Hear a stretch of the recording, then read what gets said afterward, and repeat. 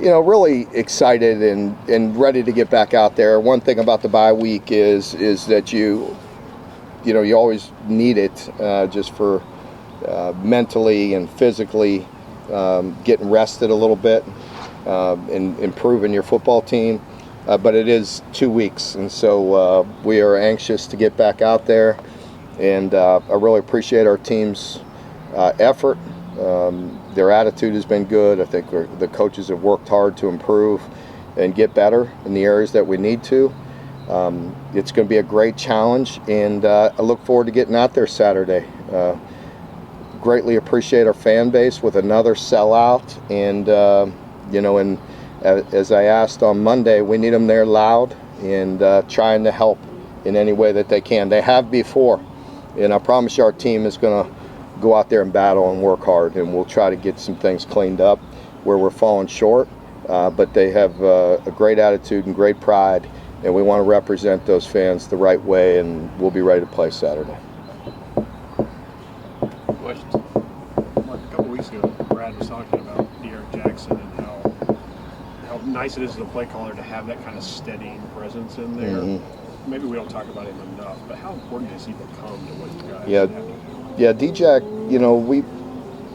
always kind of give you the same answer, right? It's always like, you don't take him for granted, but it's like he's always there, he's always steady. That's kind of been my answer all the way back to summer. He's just a steady guy, and he does his job. He does it well. He leads others. He's finding that voice would be in a stronger presence of communicating the leadership, but he's always there. And people respect him, because of the way he plays and the way he prepares. Coach, you're going to force your corners to play a lot of, one-on-one island kind of stuff on Saturday. What's the message to Maxwell and Andrew and those guys? Well, they know. The message that we have to win some one-on-ones. When you're playing a team like this, they're going to get some. They're going to get theirs. You've probably heard me talk about that.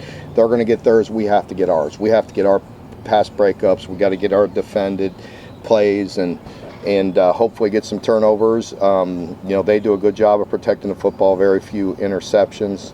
I think it's 4 and 4 interceptions, 4 fumbles, so they don't turn it over much. But we got to get some passes defended, and we got to get pressure. We got to try to disrupt them as best we can. Kind of going off that, Andrew told me a few weeks ago that they kind of took the stuff in the preseason with the inexperience personally, and it kind of fueled them early in the year. Is that something that kind of comes back after a rough game? Well, you play that position, you better have thick skin, because it's going to happen. You're playing the best of the best in our conference, and you're going to get challenged each and every week, and you better have a short memory. There's nobody that looks at any one play, that determines the outcome of a game. We'd be crazy to think that Tennessee's not going to convert, some big pass plays. They do on absolutely everybody they play. We just have to step up and make some as well, and we have to make them in some critical moments. You talked about Monday about how balanced Tennessee's been about the running game. Mm-hmm. What makes their running game strong? Because I think some people think of Tennessee throwing the ball all over the place. Yeah, you think that, but really until recently it was even stronger in the run game until some games have leveled that out. Where they're almost dead even. With run pass per game. But what makes it hard, number one, is they get explosive runs because of the split. So the secondary run support is almost removed. Yeah, you're so far off. So a lot of times on secondary run support, there's guys falling into tackles. And they do a nice job both with zone schemes and with gap schemes to create some runs and getting their backs to the second level and the third level, and they're very talented backs. So, it's one thing, especially if they get to the third level clean, because everybody's removed and now you're one-on-one, 20 yards away. That's a difficult tackle. So, you got to really make sure, your guys that are in your middle third or quarters are reading things well and, coming to balance and really making strong open field tackles. Coach, we've talked about, they have elite defensive ends that really get upfield. How important are Ray and Demi going to be in the passing game to kind of help Devin out with those guys coming at him?